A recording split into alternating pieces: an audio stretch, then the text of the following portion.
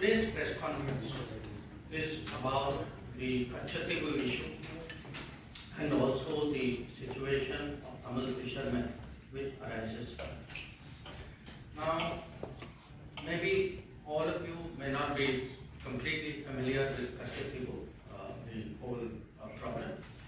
So let me first explain what the issue is, and then I want to tell you today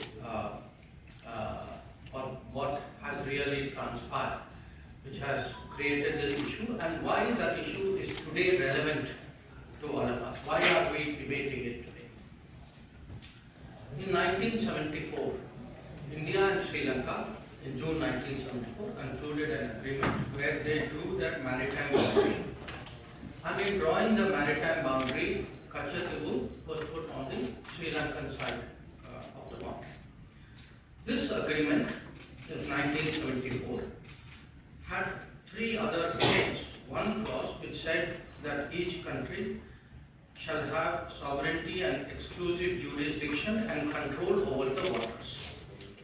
The second clause, Article 5, it gave to Indian fishermen that they will continue to access Kachatibu as hitherto and will not be required to obtain travel documents. And the third one, that the vessels of India and Sri Lanka will enjoy in each other's waters such rights that they have traditionally enjoyed.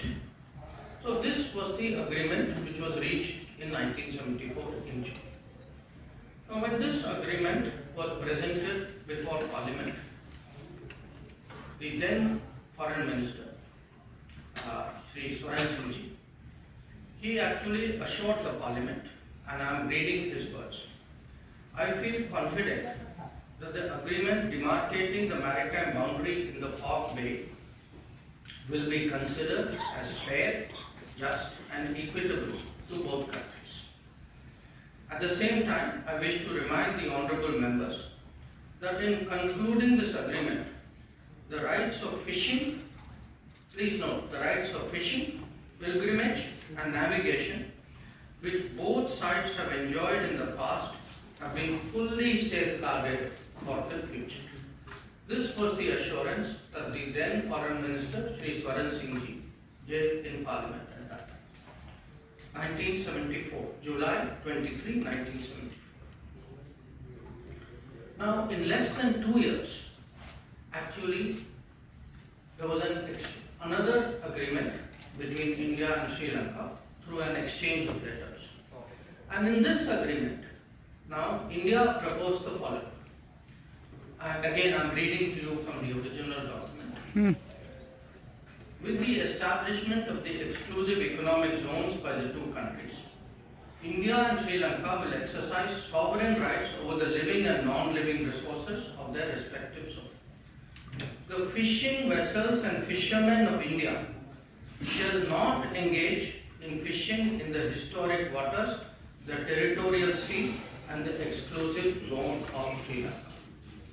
So, 1974, assurance is given. By 1976, an agreement is concluded which actually gives away this assurance. Now, once this agreement in 1976 was concluded, there then involved a position, a standard position you can say, of the government on this matter. And I am reading to you an example. This is from 2006. It is a question which is answered by the then Minister E. Ahmad on the floor of the Parliament. And he states, Mr. Ahmad, the 1974 agreement on the demarcation of the international maritime boundary line between India and Sri Lanka, as also the exchange of letters of 1976 on this issue of fishing rights, stipulate that the fishing vessels and fishermen of India shall not engage in fishing in the historic waters, territorial seas and the EEZ of Sri Lanka. So this is now the position which is taken by the government as a regular position. I am only giving you one example from 2006. So what has happened? What has been the consequence of this? In the last 20 years, 6,184 Indian fishermen have been detained by Sri Lanka. 6,180. And in the same period, 1,175 fishing vessels, Indian fishing vessels, have been seized, detained, apprehended by the Sri Lankans. So this is really today the background. This is the issue that we are discussing. Now you can ask, why are we discussing it? And the answer is, in the last 5 years, in the Parliament, in the Consultative Committee, we have repeatedly, this issue, Kachatibu issue and the fishermen's issue, has been repeatedly raised by various parties, by all parties. As I mentioned, in Parliament it has come up as Parliament question, it has come up in debates, it has been raised in the Consultative Committee. And in fact, Chief Minister of Tamil Nadu has written to me numerous times, and my record shows that to the current Chief Minister I have myself replied 21 times on this issue. So please understand, this is not an issue which has suddenly surfaced. This is a live issue. It is an issue which has been very much debated in Parliament, in Tamil Nadu circles as well. It has been the subject of correspondence between the Union Government and the State Government. And as I said, 21 times I have myself replied to it. Now, every political party in Tamil Nadu has taken a position on this. And here, one of the reasons why we are debating it is, in looking at these two issues, the Kachatibu issue and the fishermen issue, two parties, the Congress and the DMK, have approached this matter as though they have no responsibility, as though the situation is for central government, today's central government, for them to resolve. There is no history to this, this has just happened. They are the people who are taking up the cause, that is the way they would like to project it. So the purpose of the press conference today, why I am talking to all of you, is we believe that the public has a right to know. The public has a right to know, how did this situation come up? How was Kachatibu, how was the 1974 agreement reached? How was Kachatibu given away? How was the fishing issue handled? Because please understand, the fishing issue actually emanated from a 1976 agreement. So there are two agreements we are talking about. So because these have been live issues, because they have been discussed, because they have been discussed earlier also in Parliament, two documents were sought from us as an RTI request. And these were provided. One was a document about Ministry of External Affairs summary background note for the meeting of the Informal Consultative Committee in 1968 on this issue. And the second was a record of discussion of a meeting between the then Foreign Secretary and the then Chief Minister of Tamil Nadu, Honorable Kalaignar Karunanidhi, in June 1974. Now, the point today is, we know there are two agreements. We know there is a 1974 agreement. We know there is a 1976. We know who did this.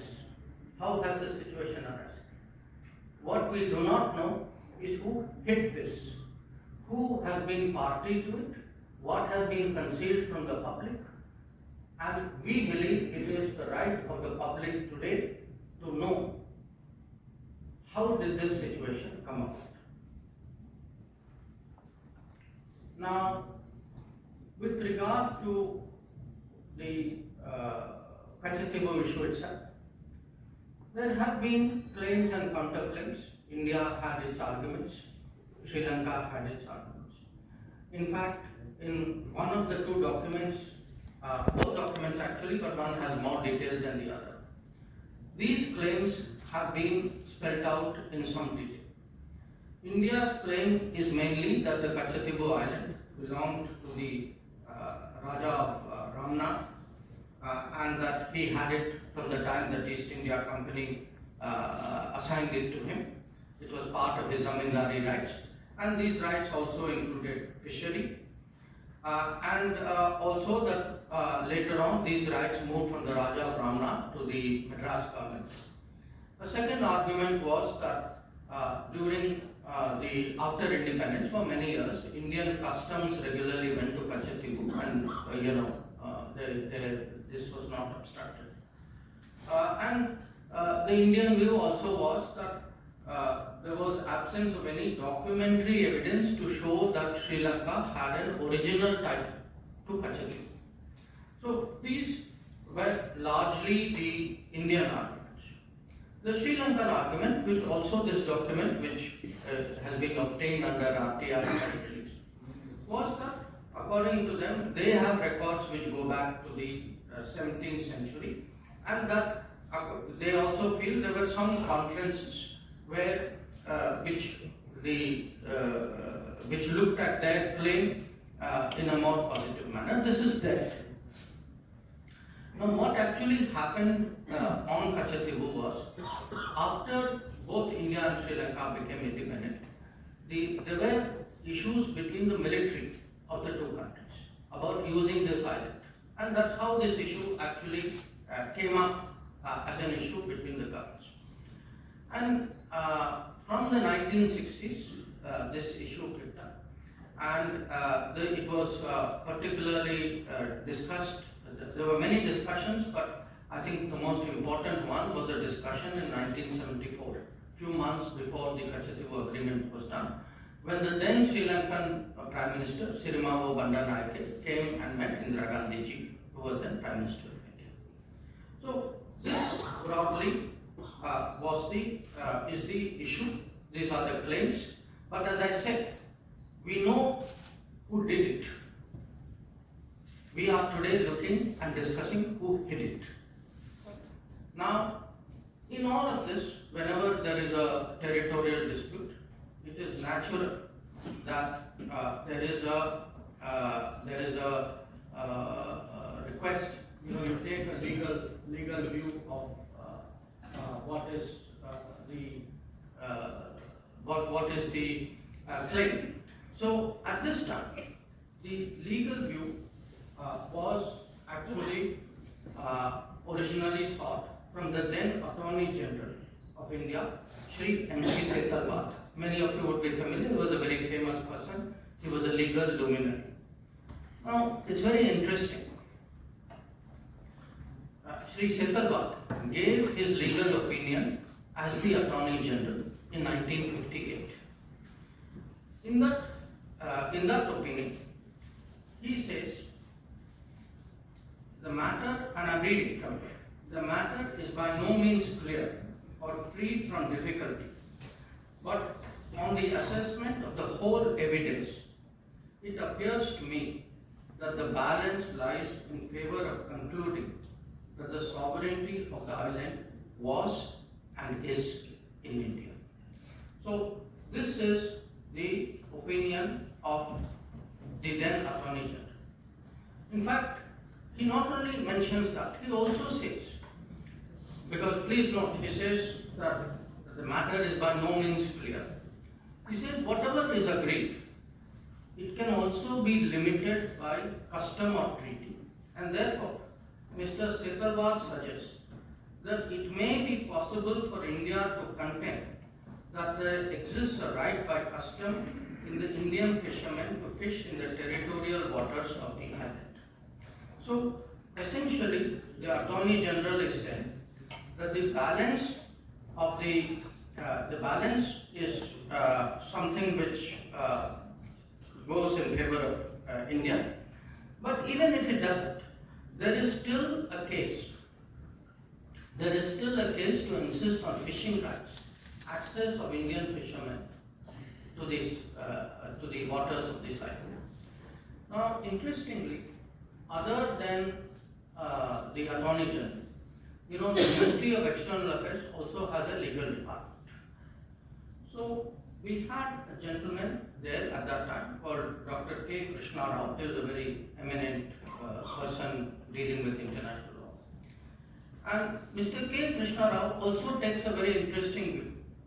He says, I'm not suggesting that we have no case at all, but I submit that our legal case in this connection may be used to obtain fishing rights around the island. So what we have essentially is, you have the main legal people, and please bear in mind, we are talking 1958 and 1960. The main people actually saying, look, we have a case, it may not be a 100% case, we don't know where this case may go, but at least we should insist minimum that we should get fishing rights. And as I told you at the beginning, the island was also given away in 1974, and the fishing rights were also given away in 76. And whether in 74 itself, was there any sincere effort to press for fishing rights? I think I'll leave it to you to conclude, because 1976 shows otherwise. Now, if this is the situation, you will ask, how did this happen? Now, how did this happen has many aspects to it. One, and perhaps to me the most basic, I would say recurring one, is actually the indifference shown by the central government, by the prime ministers of the day then, about the territory of India. The fact is, they simply did not care. And to demonstrate that, I think if one looks at, again, this is there in one of the documents of the released under RTI. This is an observation by the then Prime Minister Jawaharlal Nehru in May of 1961. He says, he writes, I attach no importance at all to this little island, and I would have no hesitation in giving up our claim to it. I do not like matters like this pending indefinitely and being raised again and again in Parliament. So, to Pandit Nehru, this was a little island, it had no importance. He saw it as a nuisance.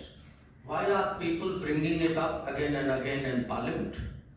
So, for him, the sooner you give it away, the better.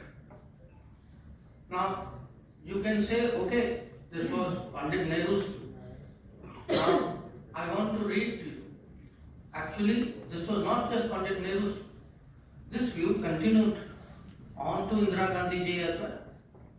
So, it's very interesting if one goes through the records of Parliament. We are now looking, I'm fast forwarding it to the time when Kachatibu agreement is done. There is a member of Parliament called G. Vishwanathan from Tamil Nadu, and he says, this is I'm quoting from Parliament records, we are worried about Diego Garcia, thousands of miles away from Indian territory, but we are not worried about this small island. When we speak of it, the Prime Minister, he is talking about Indira Gandhi ji, the Prime Minister is said to have remarked in the AICC meeting that this is a little rock. I am reminded of those days when Pandit Nehru called about our northern boundary as a place where not a blade of grass grew. I would like to remind the Prime Minister that after this historic statement by Prime Minister Nehru, Pandit Nehru never regained the confidence of the country. This is going to happen to the Prime Minister when she says this is only a little rock and that there is nothing to worry about the territories of our country. So, as you can see, this is not just one Prime Minister, whether it was Pandit Nehru or whether it was Indira Gandhi. This very dismissive attitude, this little rock, this small island of no importance, This was the historic Congress attitude towards Kachati. Now, again, please don't think it's an individual view. This was actually, in a way, had seeped into the party thing. So, I will give you another example. Same time, there was a very well-known Congress leader, all of you are familiar with his name, he was from Delhi, called HKL Bhagat. Now, HKL Bhagat is reacting in the same Kachati vote debate. So, he says, and I am quoting from the parliamentary record, he says, my honorable friend from the DMK was just now talking about Kachati, the island. It appears to me that the DMK thinks that probably they can desperately cling to this issue and survive in Tamil Nadu. The Jansangh at one time thought they could survive by clinging on to Kutch, but they failed. The DMK is also bound to fail because people of India and the people of Tamil Nadu are mature enough to see that it is in the interest of India, a big and great country, to keep her neighbors, particularly her small neighbors, satisfied. So, please appreciate today how strong, how deep, how pervasive this thinking was. For them sitting in Delhi, this island, this small rock, this island of no importance, this did not matter. It was an inconvenience to be given away so that they, in their minds, could actually get, not just have good relations with the neighbor. They found it irritating it was coming up in parliament. For them it was a headache. So they saw the territory of India, and when someone says Johnson also had the same view, yes, there were parties for whom every millimeter of Indian territory mattered. Apparently there were parties to whom even large tracts of Indian territory, as we saw on Aksai chain, did not matter.